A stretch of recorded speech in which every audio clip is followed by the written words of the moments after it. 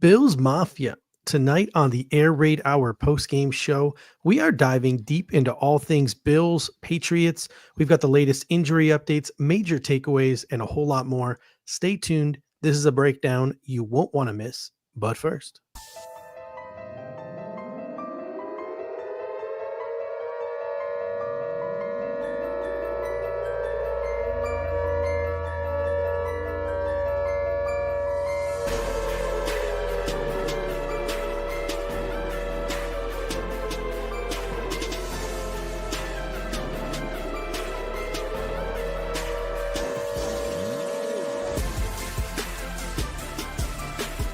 welcome to the Air Raid Hour, a Cover One Network podcast.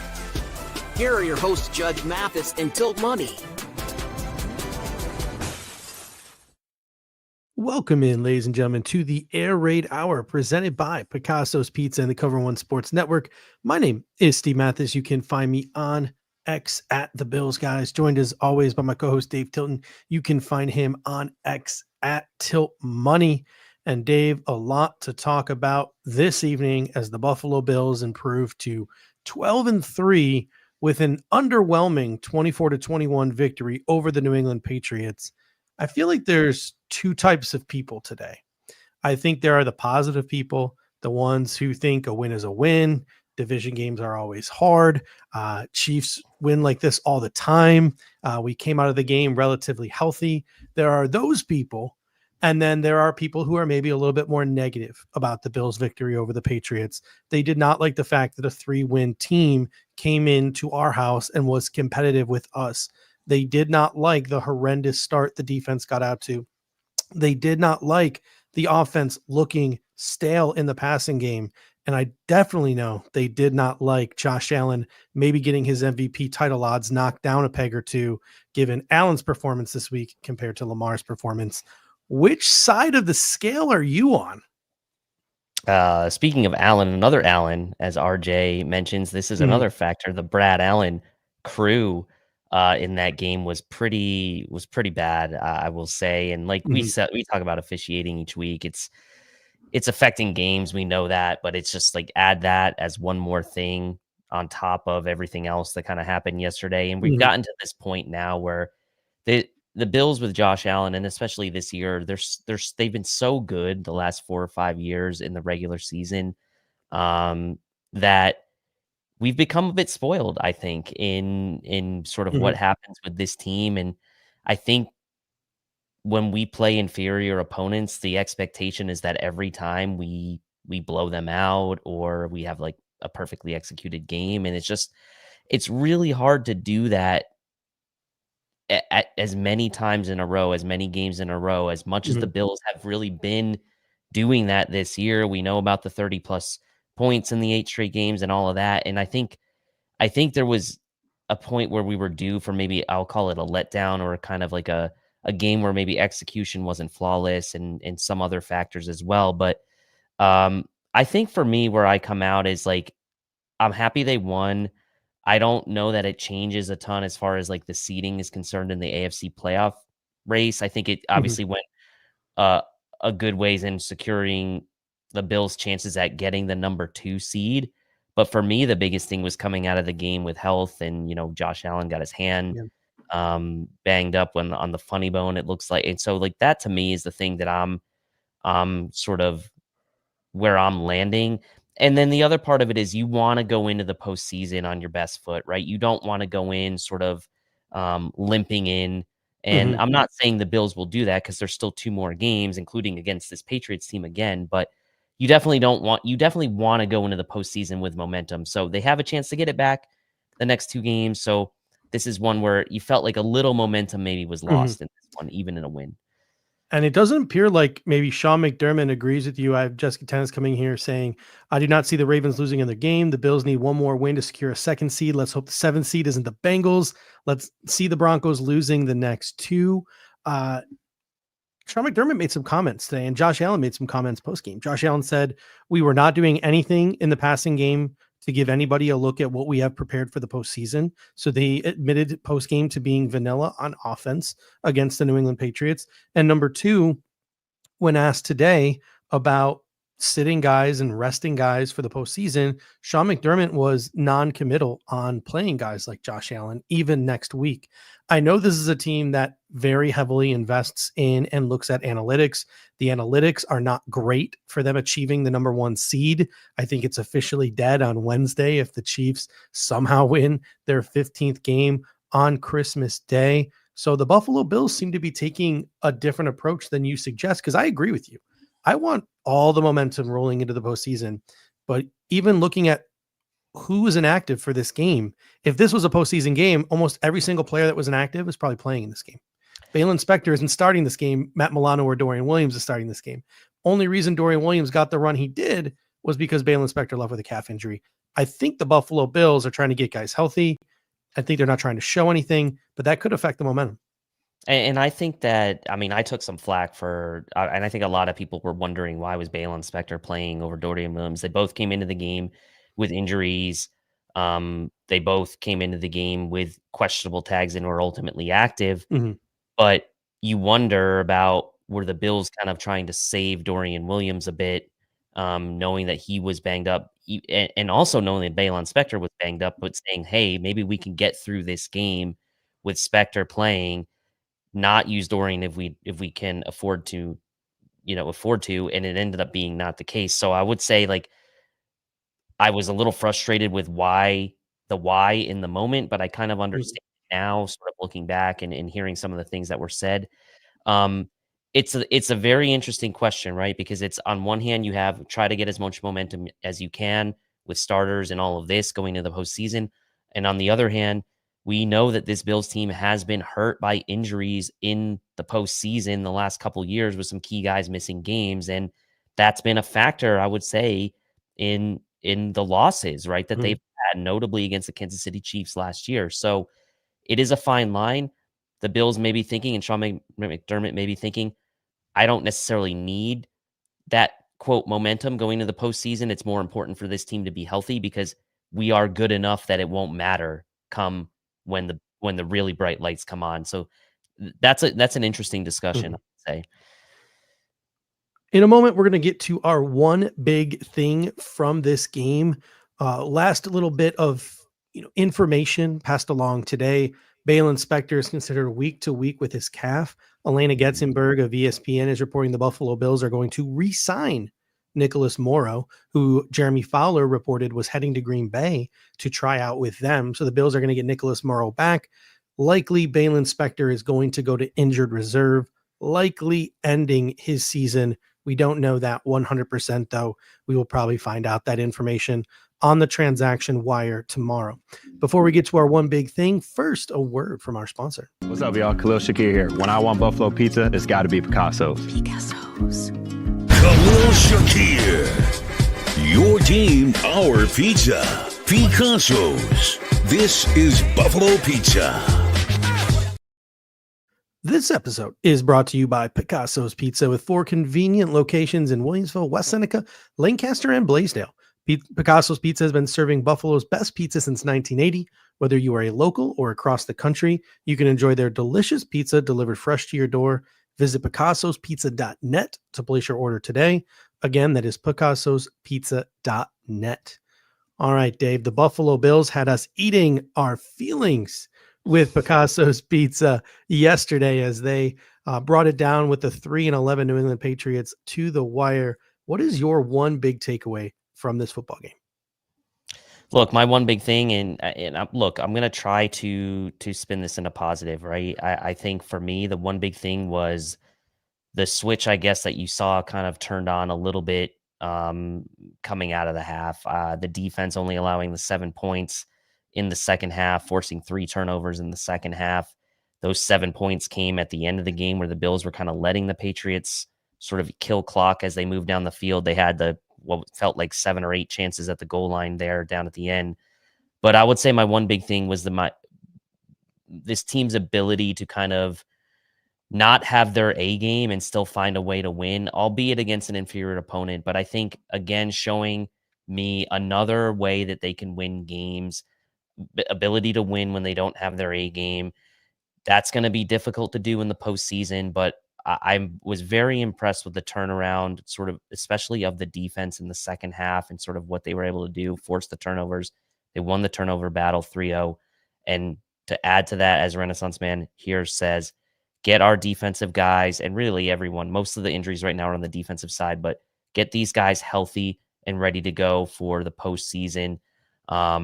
Encouraged by what I saw from the defense as far as the adjustments made, but there is meat on the bone there for them to kind of even take more into the postseason. So I was impressed with their ability to win without having their A game, but that's not going to work, I don't think, against much better competition in the playoffs. So that defensive effort, I think, for me, while I'm impressed with the ability to make the adjustments, come postseason, it's got to be there from the first drives of these games. So that's my big thing. A spin a bit, I guess, on the positive for the defense and them changing their, them changing their tune in the second half, because on social media they were getting absolutely fried in the first half. Yeah, RJ Melville comes in and says, my big takeaway, why does our defensive line consistently play down to bad offensive lines? It's been a trend for 5 years now. Whenever we face backup offensive linemen or bad offensive lines, this defense, mostly the interior of this defense, just mail it in. I'll agree with the interior part for all 4 quarters. I do think that the defensive line got significantly better in the second half, and the defense as a whole got better in the second half.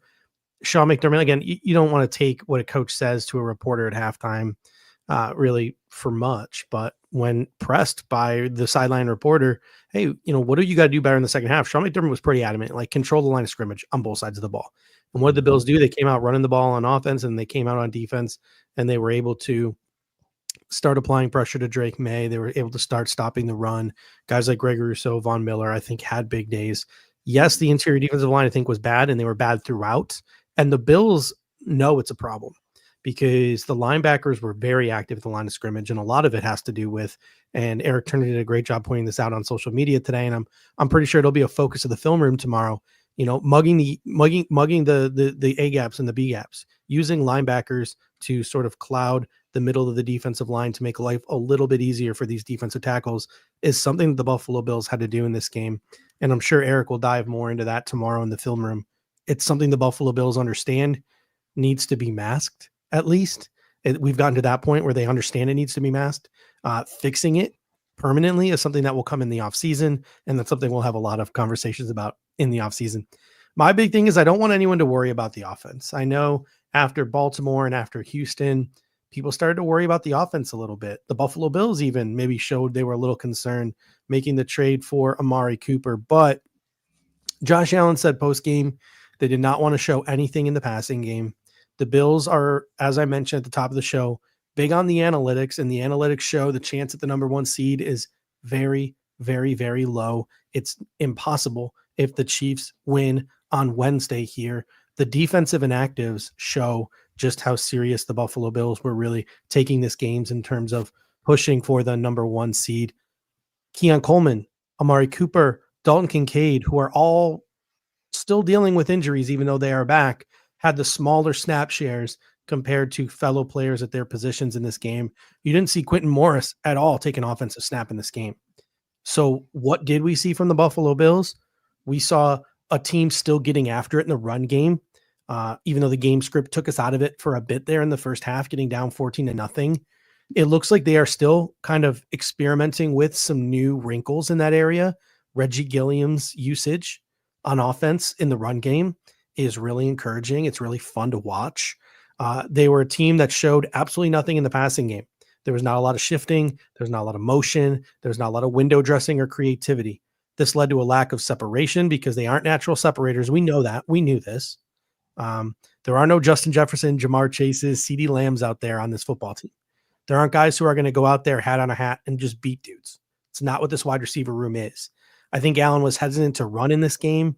I think he threw at some points where he might have otherwise tucked it, his interception included. The Pats either had a good game plan. I know they used Brandon Schooler, one of their special teamers, to keep Josh Allen a little bit more in the pocket than usual, or Allen was just choosing not to risk getting out of the pocket and taking those shots along the sideline. It is slightly discouraging that, again, hat on a hat, the Bills couldn't pass the ball on one of the league's worst defenses? Of course. Mhm. That is why no one should be sort of, I think, hesitant to the idea this offseason of adding receivers to this room if we have a chance. But sometimes, because sometimes you just need a guy out there who can go out there and beat dudes mano a mano. We don't have that. But I think it shows the value of Joe Brady and the way he calls a game and the way he game plans a game, because when we are actively trying to mask the weaknesses of our receiving core, I think we're doing just fine right now, as evidenced by 8 straight games of 30 plus points and one of the most efficient offenses in football. So, yes, it's a little bit concerning, but also take it with a grain of salt, because I think that the Buffalo Bills were just trying to survive this game. They got out of script early. They had to throw the ball more than I think they wanted to. You mentioned in the pregame, oh, I think they want to maybe try the Dallas game approach, or they might try the Dallas game approach. If they didn't get down 14-0, they might have, right? Mhm. I've seen Josh Allen throw the ball more than 25 times. So I wouldn't be too discouraged if I was a Bills fan. I think the Bills were just trying to get out there with a win. But Sean McDermott did show some frustration in his post-game press conference that the Buffalo Bills made it that difficult on themselves.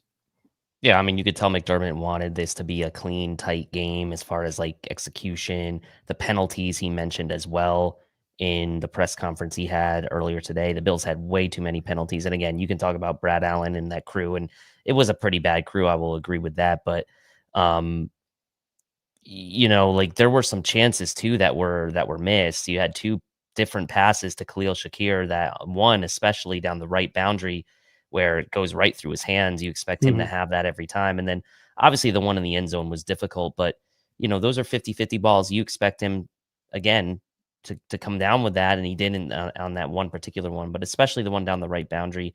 He seemed a little off in this game. I also thought he took some hard falls. Obviously didn't show it a ton, but you could tell a few of those he was getting up slowly. And I think he was a little out of sorts in this game as well. So I think just different guys, and not necessarily as crisp, I think, as Sean McDermott wanted it. And I think that's why you sense the frustration, and he voiced it as such as well. All right, on now to our data tracking. Every week, we track a couple of things here on the Air Raid Hour.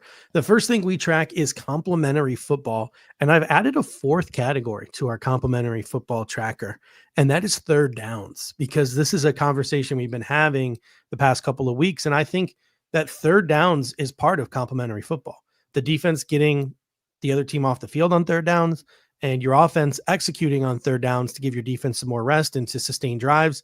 I think it's an important part of complimentary football. So I've added it to the data that I track every week. The Patriots were 7 of 12 on third down. That is not great, right? On top of that, they were 2 for 2 on fourth down. So really they were 9 of 12.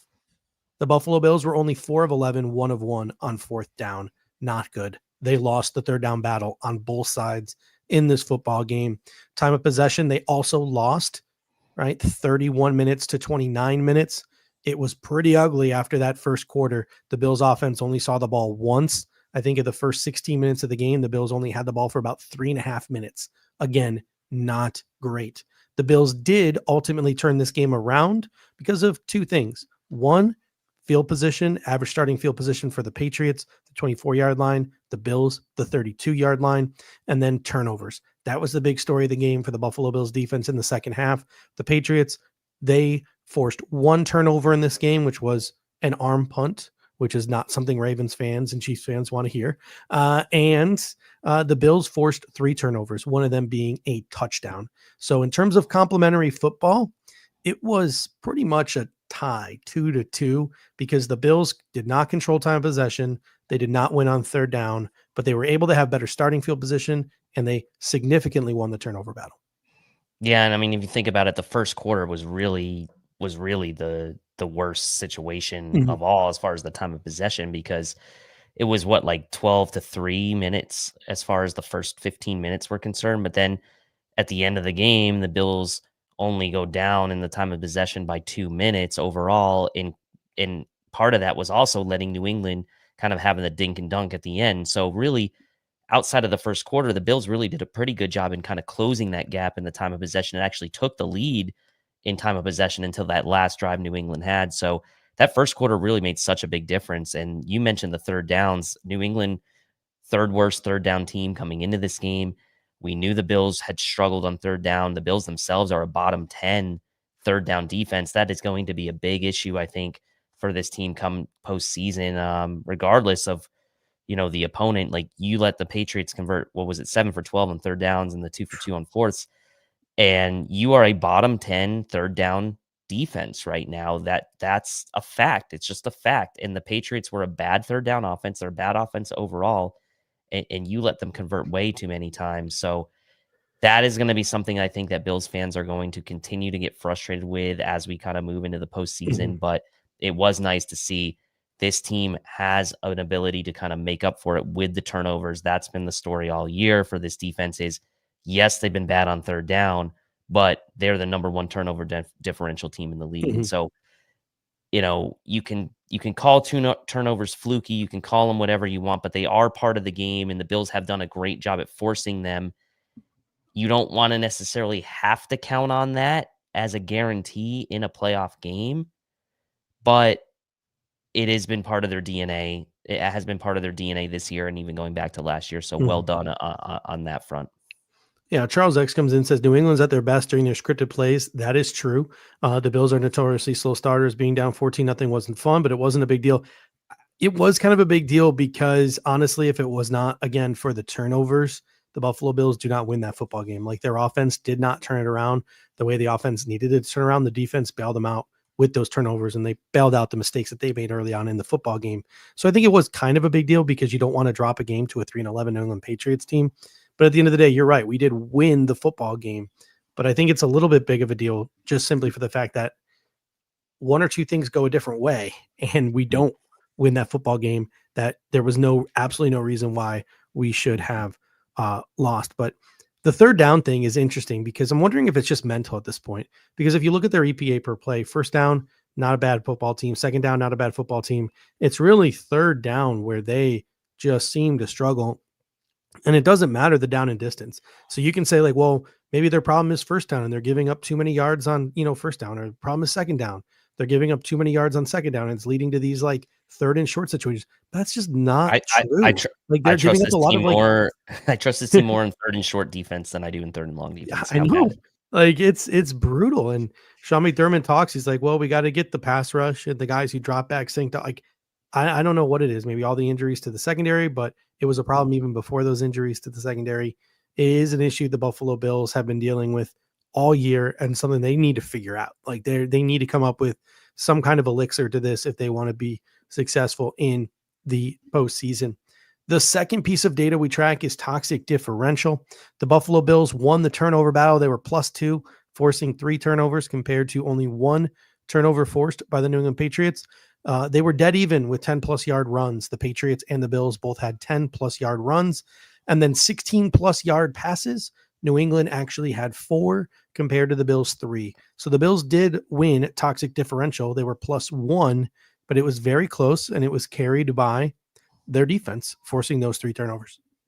Yeah, forcing the 3 turnovers. And we can talk about this running game too, because since coming out of the bye, this Bills team has averaged 173 rushing yards per game, which would be second in the NFL. They're at top 10 rushing team in the NFL. And you mentioned the turnovers. I mean, this turnover from Josh Allen, the interception, that was their first turnover since the bye week, if you can believe it. I mean, literally their first turnover since the bye week that they've had. So they've been doing a really good job at protecting the ball. And like you said, that +1, that was the singular difference in the toxic differential. And again, usually when that happens, the scores of these games, when it's that close and toxic differential, are pretty close. And it was a closely scored game. And Pop says the Bills recovered their own fumbles. And that goes back to the 14-0 start. Like, yeah, it makes sense. I think it was Charles X who said that. And I agree with Charles X. Like, but it was a big deal because the Bills just weren't bringing their A game today. So that 14-0, score that you gave them, even though you can rationalize it after the fact because of all the things that Charles said, it really just one bounce goes a different way. And the Buffalo Bills lose this football game. So the Buffalo Bills were very, very, very lucky. Charles comes in and says, Judge, you're not wrong, but this team has a bit of Kelly era arrogance in them. When they need to score, they find a way. I agree. And I think you'll see more of that offense again once the Buffalo Bills start game planning a little bit. You don't go from what you saw against Detroit to what you saw against New England and think that that was like an intentional drop off, right? Or an unintentional drop off. Like that was intentional. Like the Buffalo Bills were clearly not planning for the New England Patriots the way they were the Detroit Lions when they thought they still maybe had a better chance at that 1 seed. All right, let's get into our positives here, right? This is a positive show. We like to be positive. There's probably a lot of things on the negative side that we're going to talk about this evening. So maybe for one of the few times this year, the timestamp for the stock down might be longer than the timestamp for the stock up, but there are some good things to talk about. Let's start with the offense.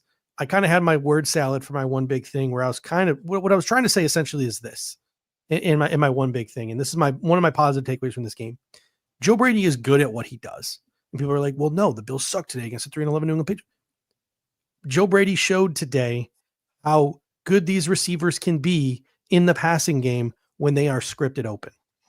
Because what you saw last night was what those receivers look like when it's hat on a hat, mano a mano. They are not scripted open. This is a group that struggles to separate. Joe Brady is a large reason why the Buffalo Bills can get separation and everybody can eat the way that they do eat. So this game made me more appreciative of Joe Brady because I see what it looks like when he takes his foot off the gas in the passing game, and it's not exactly pretty. No, and I'll go stock up James Cook in the Bills running game. I mentioned 179 yards, 173 yards average on the ground since the bye week. James Cook was great again, as Chris says here.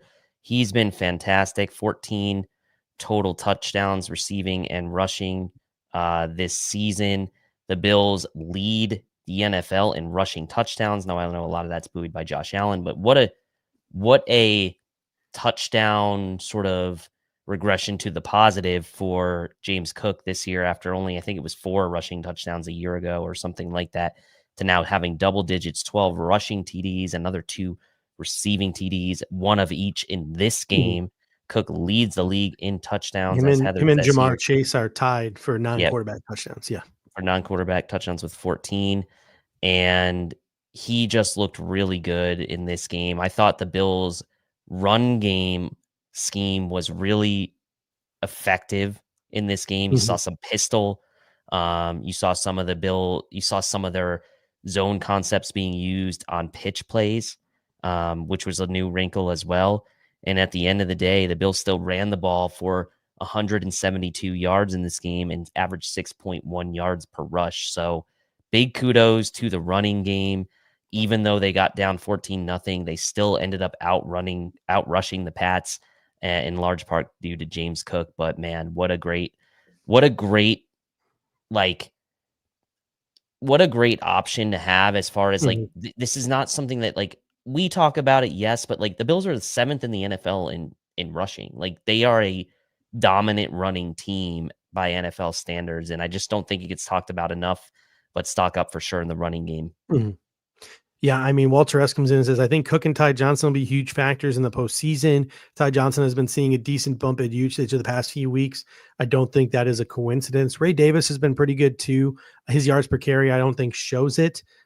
Maybe Ray Davis, because, we saw what he could do in the Jets game, is one of those guys that just needs a volume of touches to be able to do what he does. But Ty Johnson has shown that he can come in and he can get you decent yards per carry and be a factor in the passing game. And obviously being that pass blocker.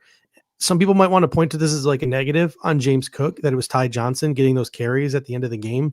But I think it's a positive. And I think there's a couple other people on social media that pointed out that it was a positive. You have a guy in Ty Johnson who maybe he's a role player, maybe he's a part-time player, but you trust the ball in his hands with the game on the line not to do something like fumble, right? So even those situations were huge, having Ty Johnson in there at the end of the game. And all of those guys are going to play a huge role in the postseason. How about the running? The running game needs an offensive line. How about this offensive line? I mean, yes, McGovern, Edwards, and Torrance, absolutely incredible on the interior. You have Alec Anderson as the 6th offensive lineman. That jumbo set when they bring him in is absolutely incredible. Alec Anderson is getting after people. David Edwards left for a couple of plays, and I think the first play he left, Alec Anderson had a great block to spring a nice long run when he was actually playing left guard, not the 6th offensive lineman. And then Spencer Brown and Deion Dawkins, are one of, if not the best tackle duo in football. I know Philly's got Jordan Mailata and Lane Johnson, so maybe they're number 2, but Brown and Dawkins are right up there. I am glad that we re-signed Spencer Brown to a second contract. I am glad that we got these 2 guys locked up. They are 2 of the best. They are 2 of the best bookend tackles in the National Football League, and I don't think it's stated enough how important those 2 are to this offense. The whole thing works, right? Those 2 guys with what Aaron Cromer wants to do, with what Joe Brady wants to run, like it is a perfect fit. I will say, I mean, you can go back and watch the shows we had leading up to the season. I was a little bit concerned that we might see a step back from the offensive line this year. We got lucky with the same unit starting every game last year. You had Mitch Morse still. You had McGovern there at left guard. But, man, it has been absolutely seamless sliding McGovern over in the center, having David Edwards play left guard. There was the BS holding call on Torrance that wasn't holding at all, that wiped out a huge game, by the way. That would have been another huge game. So it's just all working together. I think the big thing I want to see is, like, we've seen this offensive line look really, really good this year and last year. When it comes into the postseason, are they going to have that swagger? Are they going to have that in them that they've shown all year? And I know we keep kind of like referring into the future, into the postseason, but a lot of that, this is going to come down to that, right? Can they have that same juice in the postseason? This was a great game from the offensive line, especially on the run blocking front. Josh Allen was only sacked once, but he's been sacked so few times with as much as he's thrown the ball this year. The offensive line, I just have to give them a big shout out, because they have certainly exceeded my expectations for what they would be this year. And it's been really cool to see Alec Anderson getting some run there as a 6th offensive lineman, and some of the creative ways they've used him in the running game as well. So big shout out to the O-line. Shout out to Dawson Knox. I thought he had a nice clutch catch there in the beginning of the game to help get this offense sort of back into a rhythm. He's been making tough catches for weeks now. He gets after it in the run game. Obviously his contract is a tough pill to swallow, but he is one of the best, if not the best, number 2 tight end in the National Football League. I know he's got some competition with guys like Noah Gray there in Kansas City, but Dawson Knox, if you just forget about the contract and think about the football player, what a great guy to have on this offense as tight end number 2. Look, to be honest, I'm not even mad about the contract. I get it, right? I get that you paid him a lot, but like, I love having both of those guys. Now, there's going to come a point in time where you're not going to be able to have both, so it's okay, right? Like, I'm okay with it. Like, as long as Dalton Kincaid's on his rookie contract, I truly and firmly believe you're not going to do anything with Dawson Knox as far as like getting rid of him to save, like, him and Kincaid make such a nice tandem. And you saw how important it was to have a guy like Knox when Kincaid missed those games. He's shown probably the best hands over the course of a season that he's maybe had in any of his seasons to date, even with lower volume. Like, his hands have been fantastic this year. And you're right, he did make that clutch catch on that sort of low ball that he had to dig out of the dirt to kind of get things going. So yeah, big shout out to Dawson Knox as well. On the defensive side of the ball, I would say almost everything, because there were some things like screen passes and such that we're going to have a conversation about in the stock down, but almost everything after the first 2 drives for the Buffalo Bills defense was a positive. 3 turnovers forced, 7 points allowed, but they scored 7 points of their own to sort of cancel out the 7 points that they gave up. On that drive where they gave up 7 points, it was actually intentional. They literally wanted to milk as much clock as possible to give New England really no time to get another possession, and they were successful in doing so.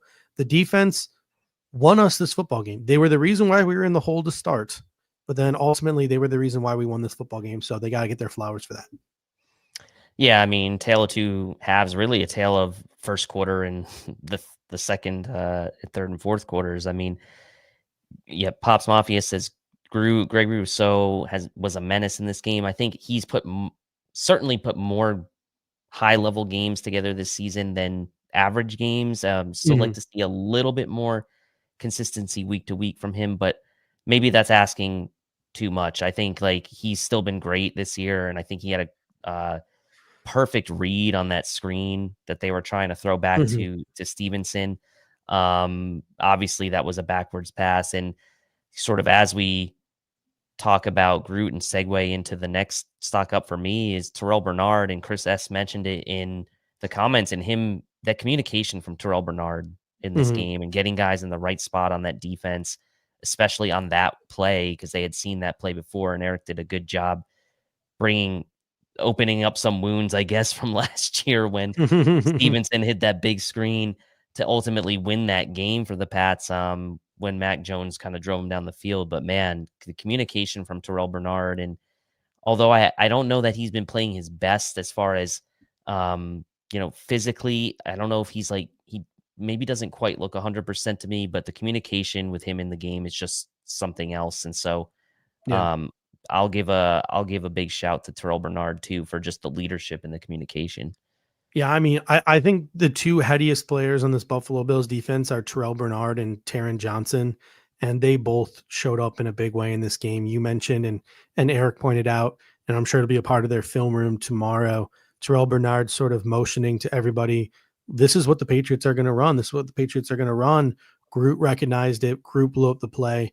Groot was a big reason why Ramondre Stevenson fumbled that football, and the Bills were ultimately able to recover it in the end zone. And who was the guy that recovered it in the end zone when Groot kind of was looking around like he had no idea what was going on? It was Taron Johnson making that smart, heady play, recovering the football in the end zone. So you have these two guys who are invaluable to this defense, Terrell Bernard and Taron Johnson, not just because of what they do individually, but of the way they communicate and the way they move guys around, because that is really important to defense in the modern NFL, is shifting and aligning to how the offense is playing with you and being able to handle these motions and being able to handle these audibles. And Terrell Bernard, right? Yes, there are things about him, right? Maybe he's not the best in the run game because he's on the smaller side and you'd like a bigger linebacker. He's a little injury. Like there's all these things, but at the end of the day, his mind works at a level that I don't think Tremaine Edmonds' mind ever worked. No offense to Tremaine Edmonds. I agree with that. And when it comes time to talk about Terrell Bernard's contract extension, I'm going to be one who's going to be stamping that with approval. Despite the fact that he's a little undersized, despite the fact that he is injury prone, I want this dude locked up in Buffalo because I think he's one of the cornerstone players to this defense with just the way he puts everyone else in position to be successful. Him and Taron do it better than everyone else. Yeah, and I mean, there's some interesting discussion if you're sick of the MVP debate. There's some interesting discussion about just the Bills' future here and sort of how you prioritize some of the free agents, right? Greg Rousseau, James Cook, Terrell Bernard, James Cook, right? Like, how do you prioritize these guys? Christian Benford. I mean, to me, Terrell Bernard's got to be near or at the top of the list, right? As far as on the defensive side of the ball, like that's an interesting conversation. Him versus Benford versus Greg Rousseau. You can make a case for any of the three of those guys. He probably won't be able to keep all three of those guys, but obviously probably a discussion for another show. How about Von Miller? 6 hurries. I think he really impacted Drake May, whose quick release prevented Miller from really getting any sacks. But Von Miller is really stepping up his game. And I think as the weeks progress, he's slowly inching closer back to being that impactful type of player that he was before the injury. I mean, yeah, he's close. And I know like we keep saying that, but he's impacting the game, right? And I think that that was as good as you could have expected from just the pass rush in general with how quickly Drake May was getting rid of the football, right? And that was a difference between Jared Goff a week ago and Drake May this week. Like Jared Goff, long play action, long drop backs, not, necessarily getting the ball out super quick like we saw from Drake May. So there was time for that team.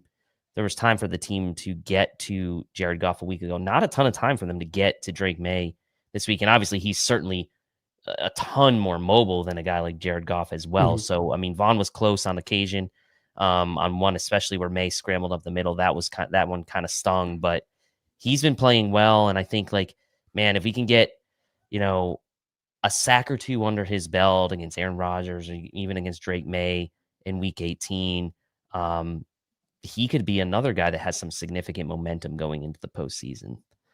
Charles G comes in and says, Dorian Williams looked really good. And I have him as sort of the last one on my positive for my show notes here. I mean, heat-seeking missile, I think, is the best way to describe him. His run blitzes in the gap really help make up for a lot of the struggling interior defensive line pressures. Yes, he does, I think, still struggle a little bit in pass coverage, right? That's why the Buffalo Bills want to get Matt Milano out there. They want to try to get Matt Milano back to being what Matt Milano used to be, because while people are upset that maybe Dorian Williams has left the field since Matt Milano has returned, he does have those faults in pass coverage. So maybe the Buffalo Bills need to find a way where the early downs Dorian Williams plays and the later downs Matt Milano plays. I don't know, but I know as long as the Buffalo Bills continue to have these problems on their interior, it's really nice to have Dorian Williams and that energy in the box, like along the front seven, because his presence was felt in this game. And I think, he really swung the momentum on a number of occasions just because of the way he played at the line of scrimmage.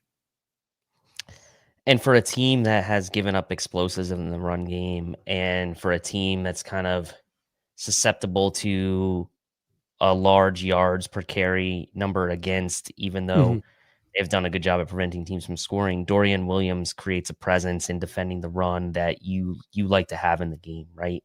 The Bills generally have an undersized sort of defensive front as it is, but Dorian Williams does bring a little bit more of that thumper sort of archetype that you could say that the Bills really haven't necessarily leaned into in the Sean McDermott era. I mean, Tremaine Edmonds was a big athletic freak, but he wasn't exactly the model run stuffer that you would have hoped he would have been at his size. So Dorian Williams is kind of filling that role, and he's done a really good job at it. And he plays with energy and sort of effort that you don't see. Like, it's noticeable on the field. Like, he stands out as far as the energy is concerned. And really got to tip my cap to him for probably being the most improved player on the Bills from 2023 to 2024. Any final thoughts positively for this defense here? I mean, I guess no major new injuries. Spectre got hurt, but no major Might new. Might be major, and I mean this in all kindness. It might be major in a good way. Yeah, but no other major injuries, which was a nice stock up, I would say. And we'll see what kind of. It didn't seem like the injury to Allen was anything of super serious note. It was just probably one of those where during the game it was never going to feel quite right. So we'll see. How about special teams? Tyler Bass 3 for 3 on his extra points, kicked a 50-yard field goal that ultimately ended up being very, very important. And then Sam Martin, 42.8 yard per punt average, 2 inside the 20 plus a touchback. So solid day from the special teams units outside of what we're going to get to when we get to the negative. So don't worry, we're going to talk a bunch about Matthew Smiley here in the negative takeaway section. I mean, Tyler Bass, I said it online yesterday on Twitter. I said, like, look, I know he missed a short kick last week against Detroit, but he made every other kick he had in that game, which were 6 extra points and 2 other field goals. And he made that 50-yarder he made in this game was like dead straight down the middle, like with distance. So really, honestly, since he made that 61-yarder against Miami, he really turned his season around.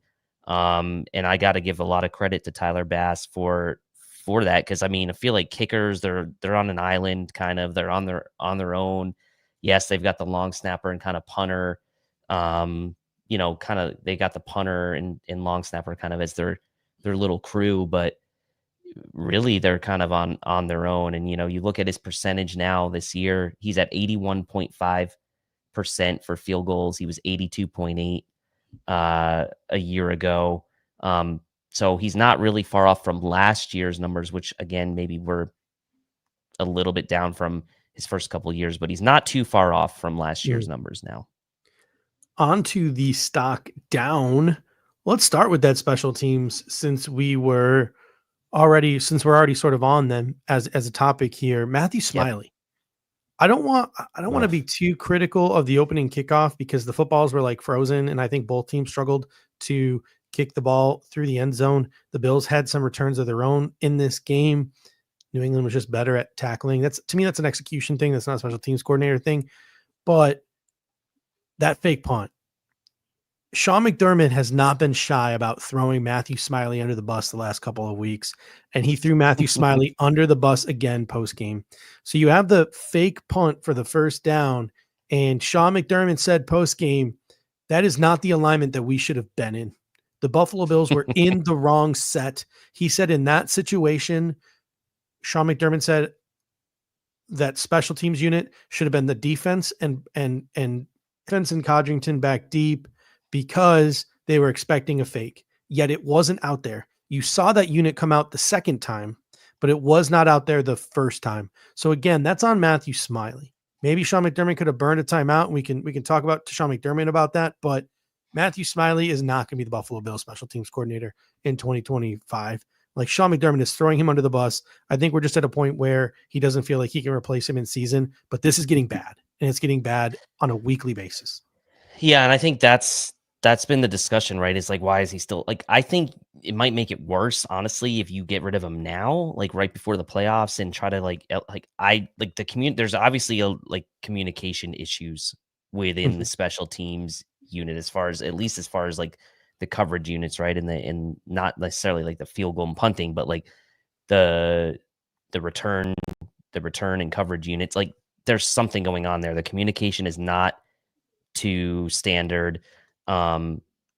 This is something that Sean McDermott really, like, I don't know if he's ever like directly said it, but like he probably has at some point, talking about like the communication between coaches is like, it's got to be crisp, right? There's got to be nothing lost in translation. And like, for this to now be a recurring thing with Matthew Smiley and the special teams, to me, like, there's just no way. I just don't see how you can justify that this guy stays with this team beyond, the end of this season. And by the way, like, let's hope this doesn't come to bite them at some point in the postseason, either with some stupid, like, wrong call, or like the 12 men on the field, like we saw against Denver a year, like just stuff like that. And as Renaissance Men here says, like, this kind of came to a head a bit when that Denver game last year there were issues before that. And like, that wasn't a breaking point, at least to get rid of him at that time. I don't know what is. I think you have to get rid of him in this offseason. The penalties were a big negative in this game as well. The Buffalo Bills had 13 penalties for 78 yards. They could have had more, but some were declined. I do feel like some of the penalties were pretty ticky-tack, but on offense, you're setting yourself back in a ton of situations. On defense, you're giving New England, extra cracks at things, like you are on the goal line. But I can only be so mad at the penalties, because these officials, I mean, let's just be real here. Brad Allen and that crew, they make it about themselves week in and week out for absolutely no reason. I mean, I can sit here and probably give you a half dozen of calls that I thought were absolute BS. The call on Bale Inspector, I think, was a bad pass interference call, because yes, he never turned his head, but I don't think he ever really made contact with the player as the ball was underthrown. And I don't think, as an official, you should be rewarding the quarterback for underthrowing a ball like that. Now, if Bale Inspector like ran through the body of that receiver, sure, call it, throw it. That's a penalty, whatever, in today's modern NFL. But Bale Inspector was barely making contact with that running back on the wheel route. Like, to throw that flag was just, Bale Inspector had a bad day. That penalty was not one of the bad things that he did. Kyer Elam in the end zone, I thought those were just ridiculous calls. The second one, probably less ridiculous than the first one. Like, you're going to call holding on Kyer Elam when they both had hands all over each other, and there was never any grabbing of any shoulder pads or anything from Kyer Elam. And you're just going to not call the absolute shove from Hunter Henry on Dorian Williams in the end zone on New England's third touchdown, but you're going to call Kyer Elam for that hold. And then you have the Osiris Torrance one that I thought was ridiculous. I think Sarah Thomas really wants to become a head NFL official, because she was calling a false start every other play, or an illegal formation every other play. I mean, she was out there just being absolute shrewd at the line of scrimmage, like, for no reason whatsoever. Like, just completely slowing the pace of the game, completely taking the entertainment value out of the game, completely making it about themselves. They were just minor little things if they weren't completely atrocious calls. I don't even want to be that mad at the penalties, because I think that crew was just ridiculous. Yeah, I mean, at some point, it's like you go back and you watch the all 22 on some of these plays, like the Osiris Torrance one, and you're like, where's the penalty? And you're just like, how did this even happen? And I agree with you on Elam, like the one where they kind of both went towards the pylon, like they're trying to say that like he grabbed him so the guy couldn't dive towards the pylon. Like, no, he never had his hand on any of his, like, there was no jersey grab. There's Like, no grab. There's no there's no grab. grab. None. So look, I mean, we could talk about this a lot, and this is happening in pretty much every game across the league this year, but like this crew especially is notoriously bad. Mhm. Some of the negative takeaways about the offense and the defense, obviously Josh Allen, the passing game were bad. We sort of noted that at the top of the show. These receivers are not natural separators. And if the Buffalo Bills aren't going to be scripting them open, there's going to be some struggles. And I think Josh also was hesitant to run in this game. There was a number of chances where he could have ran. I think he decided not to run. So that stunted the offense in the passing game a little bit. I think Keon Coleman's getting better as a separator. He had one big catch that was called back for stupid penalty. He had another good catch in the game. And there was a couple of times watching the game back where he got himself open and Josh Allen just didn't see him. So Keon Coleman's getting better, but the bad day, Khalil Shakir come back down to earth a little bit with a few drops, that fumble, which he was able to recover. Everybody has a bad game. Khalil Shakir finally had a bad game for the first time, in his life as a Buffalo Bill. Had at least 7 targets in 8 straight games before this. Tied his lowest reception total of the season.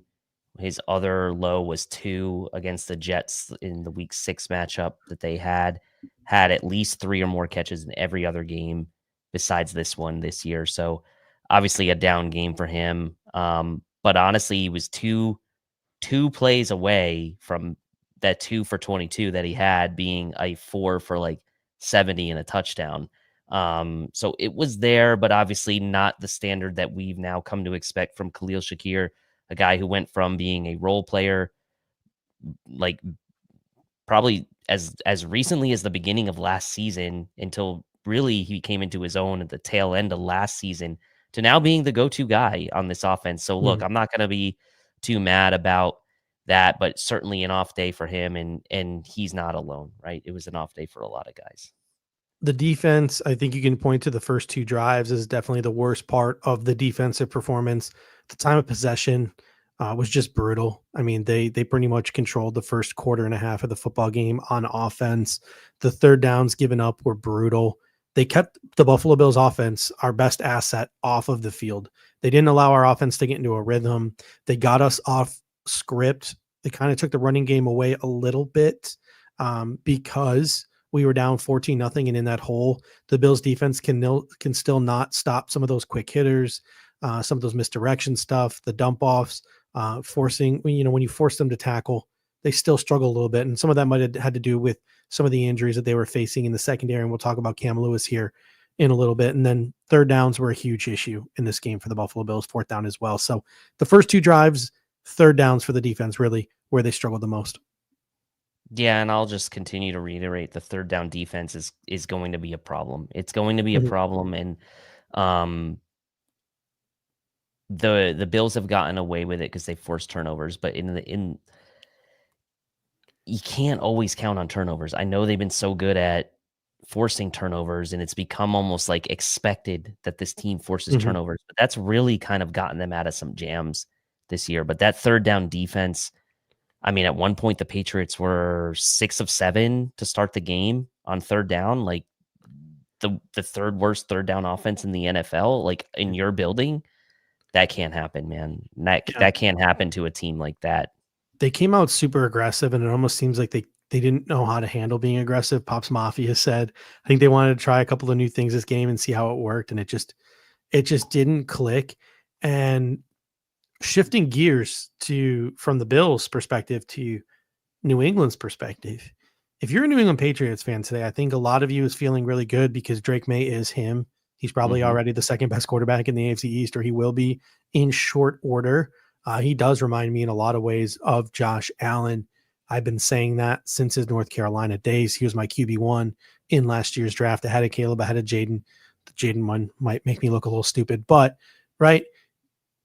If you're a Patriots fan, you're feeling good about that, but you're probably feeling awful about who your head coach is because Jared Mayo is an effing idiot. This Mhm. Buffalo defense couldn't stop a lick on 3rd and 4th down. And you are at the end of the first half, even though it kind of worked out because Josh Allen didn't lead the Bills down the field for a double dip. You give the Bills the ball back when you had a 4th and 1 or a 4th and 2 near midfield at the end of the first half. You could have went and scored again, probably. Mhm. Right. Yeah. The Bills didn't score, but the Patriots didn't score either. So you're Jared Mayo. How the hell are you not going for it in that situation? And at the end of the game, they had like a 4th and 6 or something, or a 4th and I don't know what it was, but he didn't go for it in the 4th quarter when the game was clearly over. It was 2 possessions. You had to go for it. He didn't do it. The Bills weren't stopping anyone all day on 3rd and 4th down.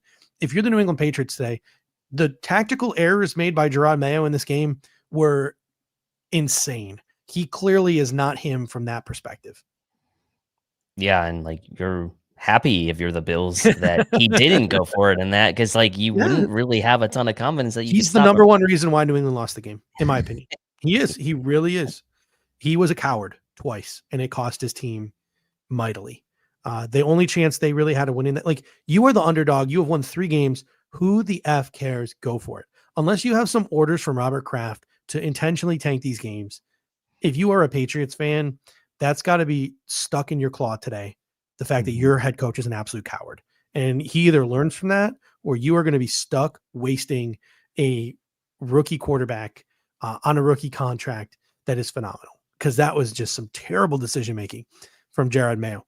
The interior defensive line, they're just so not consistent. They do their best in down and distances and almost nothing else. If you ask me, they need help, right? Dorian Williams helped in a big way, mugging those gaps to support them, especially versus the run. I mean, Phillips made some nice pushes late in the game, but that interior defensive line is a huge concern. And it looks like the Buffalo Bills know it's a huge concern. Yeah, and I mean it's the consistency. You mentioned it. Like one week they look fantastic, the next week they look average. I think that upon rewatch, at least for me today, like they were maybe not as bad as I thought, like upon watching the broadcast view, but they still weren't.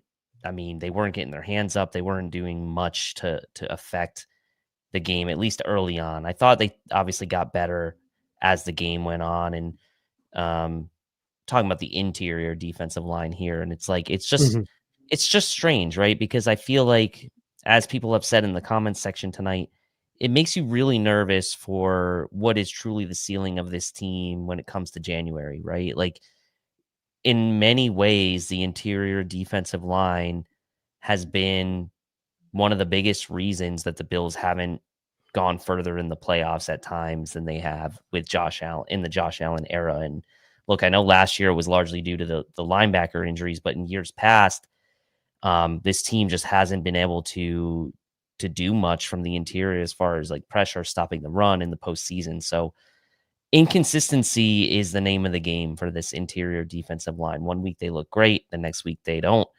I know that's the case for a lot of teams in the NFL. Some weeks they look good. I mean, look at Tampa Bay Buccaneers last night, right? They haven't been good at defending the run this year by and large. And last night they absolutely shut down Rico Dowdle. So it's like, it's just one of those things. Like sometimes you have a good game, and it's unfortunate that we've seen this inconsistency, but I guess we got to get to this super chat here from Heather. You're talking like a man who had Rico Dowdle on his fantasy team. Right? No, I didn't actually. I didn't. So I knocked you out of the Cover One fantasy football playoffs, by the way. We never really talked about that, but you're welcome for me starting Bo Nix over Jared Goff again in the Goff Bills game. By the way, so that's what cost me my decision making anyway. Heather Smith coming with a super chat. Heather, we appreciate you so much. Thank you. This is so generous. She says, when a team gets down in the score, they don't actually have to start passing all over the place or abandon their game plan. It's still the first half. It's a myth. Don't let them take you out of your game script. Go Bills. And I think the Buffalo Bills agreed to an extent with that. I thought that they started to get a little pass happy, getting down 14-0, but ultimately they made sure that they still sprinkled the run in there. And that is what allowed James Cook to pop off that huge run. And then once the Bills were able to tie up the score or get back into a situation where they could tie the score, they re-implemented that run game. And then after Josh Allen's injury, they really pounded the run to close out that game. So the Buffalo Bills were able to keep the running game a part of their script despite being down 14-0. And that was one of the things that ultimately helped them get to a victory. That, and, the defense is 3 turnovers. Yeah, and the defense getting that really easy 7, I would say. Well, easy. It looked like nobody wanted to jump on the Mhm. ball, footing, whatever. But yes, I agree with you there. Balen Spector, I think a lot of people want to talk about him. I mentioned earlier, I'm not mad at that penalty on him. I think it was BS. Head turn or not, there was practically no impactful contact on that comeback. But he is an injury prone guy, left the game with injury. He might be going on injured reserve tomorrow to make room for Nicholas Morrow to come back. I would have given Ulauer and Andreessen a shot there if they weren't feeling comfortable playing Dorian Williams. I mean, you've seen what you have with Balen Spector, and it takes that injury to get him out of that game. I cringe to think about what would have happened had he not gotten hurt and the Buffalo Bills continued to stick with him series after series after series. Would that defense have made the turnaround that they did? Because the plan was originally for Williams to play the passing downs and Spector to play the running downs, the early downs, and that shifted after his injury. But he should have been yanked after that first or second series, and it should have been performance based, not injury based. He clearly is a special team 6 linebacker. He should never see the field for the Buffalo Bills as a defensive player again. I agree, and I think, look, people were yelling about this like once Williams came in the game, and like why wasn't he? And like look, were you protecting Williams? Were you throwing Spector out there because you thought you could be fine with him against this opponent in a situation where you're trying to save Dorian Williams? I can make sense of that. I can rationalize that in my head, but like it was night and day difference, the level of play when Dorian Williams came into the game versus what you had with Balen Spector. And look, maybe the injury was affecting him before that or whatever the case may be, but both of those guys were injured coming into the game. So was like Spector less injured than Dorian? Like, because otherwise I don't really understand why Dorian Williams wasn't playing. So Yeah. look, He looked fine to me. yeah, he looked fine to me, and like it was an odd situation, but I think that now the decision at least has been made indirectly because he's not going to play and likely going to go on IR. So I guess we'll see. I have a couple of things to say about Kyrie Elam and Cam Lewis, because I think most people, if you said like, are they stock up? Are they stock down? I think most people would tell you that these guys are both stock down. But for Kyrie Elam, his first touchdown was really good coverage. That was just an absolute dime by Drake May. I mean, just absolute dime. I don't think Kyrie Elam could have covered that play any better than he did. I'm not mad at either of the red zone penalties. I think they were both BS. Could he turn his head more consistently in coverage? Is he a little grabby? Yes. I think that those things go away if he plays more consistently. If Kyrie Elam came into this game a 30-game starter, I think a lot of those problems are gone by now, and he's worked through a lot of those things. But unfortunately, because there are 2 better corners ahead of him on this football team, he only gets in when guys are injured. So I still think Kyrie Elam is a very high-ceiling football player. I think people are maybe a little too harsh on him because of just 1 or 2 things that he does within a game, when if he played consistently over 30 games, some of those issues I think would go away. He just unfortunately does not have that opportunity here. So I would take it easy on Kyrie Elam, and I'll get to Cam Lewis in a little bit. But what are your thoughts on Kyrie Elam? Yeah, I mean, I guess I'm kind of in that sort of realm with you there. Like it's a catch-22, right? Because you don't want him to have to get playing time because you don't want Rasul Douglas or Christian Benford off the field.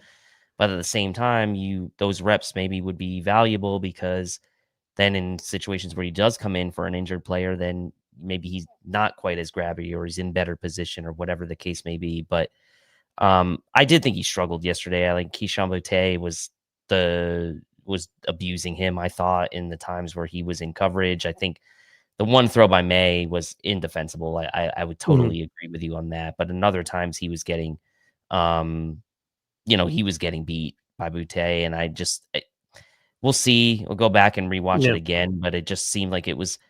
I don't know that it was as bad as it seemed, but I also wouldn't say like, oh, like you're too hard on him. I think we're at the point where I think the Bills are going to trade him this offseason. I don't think the Bills. Rasul Douglas is a pending free agent, and I don't think the Buffalo Bills envision a world where Kyrie Elam is his successor. Right. So whether it's extending and giving a small extension to Rasul Douglas, or it's going into the draft and drafting a guy in the first 2 rounds again, or it's going into free agency and finding another veteran, I don't envision a world where the Buffalo Bills picture Kyrie Elam across from Christian Benford next year. I did at the start of the season. I don't anymore. I think it's best for both parties to move on. I think he's going to end up getting traded this offseason.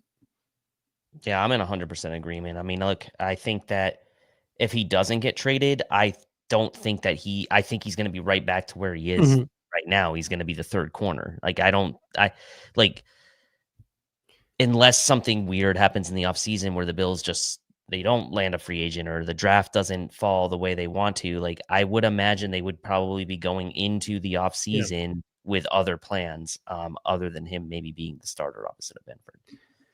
Cam Lewis, I think with him, it's all about perspective.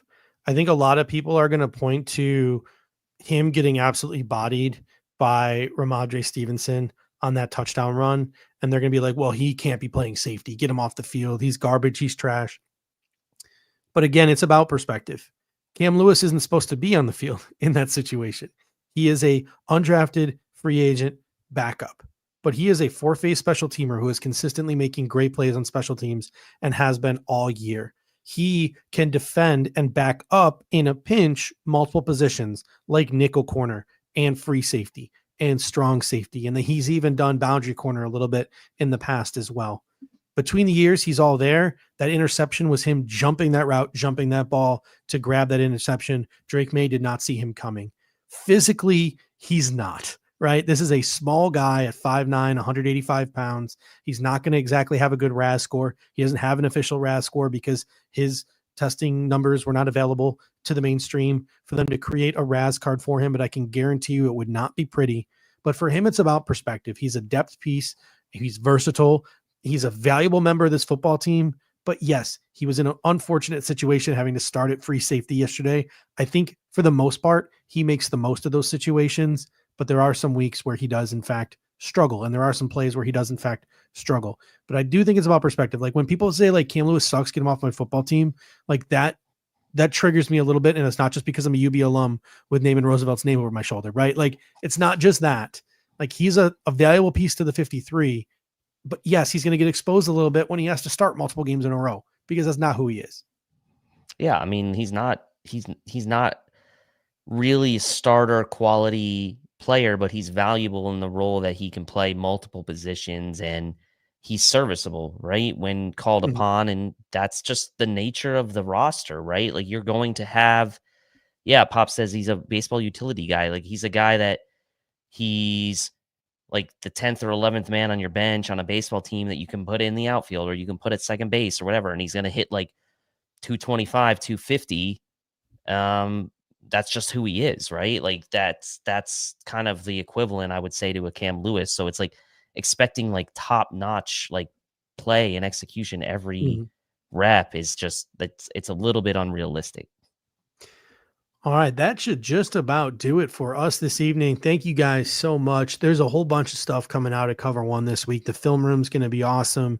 Under review tomorrow with Joe DeRosa. Disguised coverage, Cover One Buffalo podcast previewing the New York Jets. That's all coming at you this week. We'll be back Sunday morning with our pregame show as the Buffalo Bills take on Aaron Rodgers and the New York Jets. And did you see who is the broadcast for this week? Even though it's a 1 p.m. game, they didn't move it to the 4 o'clock window. Fox has got the national 4 p.m. window this game. So we get Jim Nantz and Tony Romo and Tracy Wolfson. Wow. The Aaron Rodgers clout, baby. It really is. The Chiefs play on Christmas, so they're not doing that game. And then the Steelers play? Steelers, Texans, Ravens, they all play. Yeah, so it's like, we're really like, hey, this is like they're stretched pretty thin thin. CBS. Third and fourth best game probably. So hey, yeah, okay. Thank you guys so much. If you're looking to, there are 3 ways to help us out here at the Air Raid Hour. Number 1 is you can just like. It's as simple as just hitting that like button. That helps us with the algorithm. Number 2, clicking the share button and sharing on socials or texting friends. Word of mouth is always appreciated. And the 3rd way you can help us out here is after the show is over, come back to this video and leave a comment in the comment section. It can be a critique of anything we said. It can be a comment of your own. It could be a talking point you want to talk about. Anything you want. Just a funny emoji. Doesn't matter to us. Just leave a comment in the comment section after the video is done being live, and that helps us with the algorithm as well. So all three of those things go a long way. We appreciate you guys in the comment section. RJ comes in and says, thank you guys for a great show tonight. Have a happy holiday and Merry Christmas. You guys as well. Like I said, you guys drive the show. a number of things we wouldn't even talk about every week if it wasn't for you guys in the comment section, bringing those things to our attention, bringing those topics to the forefront, bringing those perspectives that we don't have here. So we thank you guys so much. And any final thoughts before we get out of here, Dave? No, I mean, happy holidays, everyone. Thank you for spending your night with us tonight. Hope you enjoy the time with family and whatever you do. And truly appreciate everyone being here with us tonight, and really the people that are in the comments section tonight and everyone like really have been with us the whole season and even before. So I want to give a special thank you to everyone in the comments and everyone who listens and watches. Thank you guys so much. And until next time, go Bills. Go Bills. Thank you for watching tonight's episode of the Air Raid Hour. Make sure to hit that like button on the way out. If you are catching the show on demand, leave a reply in the comments section and we will respond over the course of the week. You can always listen to every episode next day on all major podcasting platforms, including Apple Podcasts and Spotify, by searching Air Raid Buffalo. Thank you for your continued support, and as always, go Bills!